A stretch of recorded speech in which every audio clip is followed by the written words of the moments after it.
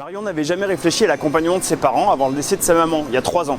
Rien ne nous prépare à la perte d'un proche, d'un parent, mais rien ne nous prépare non plus à l'accompagnement du survivant.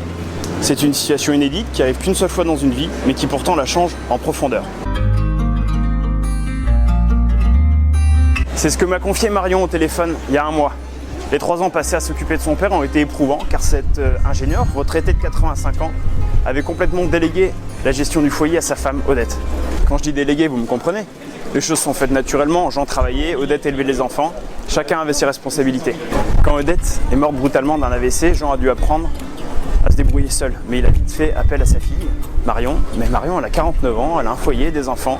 Il faut qu'elle pense aussi à s'occuper de son commerce en centre-ville. Mais surtout, habitant à 100 km de la maison de son père, elle ne peut pas se déplacer en cas de pépins. Et des pépins, il en a eu des tonnes, Jean. Marion s'inquiète-t-elle pour rien? C'est sans doute pas votre avis, mais c'est celui de Jean. J'ai accompagné Jean ces dernières semaines. À la demande de Marion, j'ai réalisé un diagnostic complet de la situation pour leur proposer des solutions sur mesure. Pour les repas et l'entretien de la maison, Jean a recours à des aides à domicile. Il mange à sa faim et chez lui, tout est propre.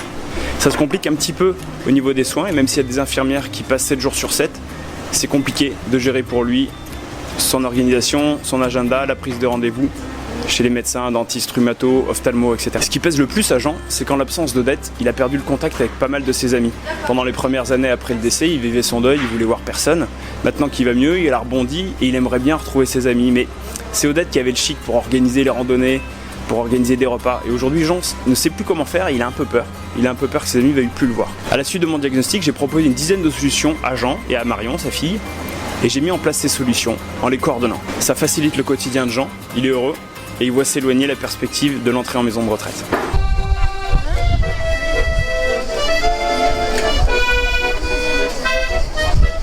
Vous l'avez compris à travers cet exemple, quand un monsieur âgé perd sa femme, c'est d'abord un grand chamboulement émotionnel, et c'est aussi beaucoup de choses à gérer pour lui et pour sa famille. Comment gérer la vie quotidienne?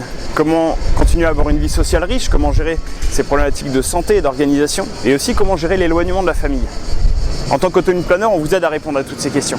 Aujourd'hui, j'ai décidé de vous partager notre expertise. Si vous le souhaitez, je vous enverrai sur votre adresse mail le meilleur des solutions à mettre en œuvre si votre papa se retrouve dans la situation de Jean, à vivre tout seul du jour au lendemain et que vous vous retrouvez dans la situation de Marion. Je vous enverrai ces conseils gratuitement, tous les jours pendant 4 jours sur votre boîte mail, sur les 4 thématiques qu'on a évoquées.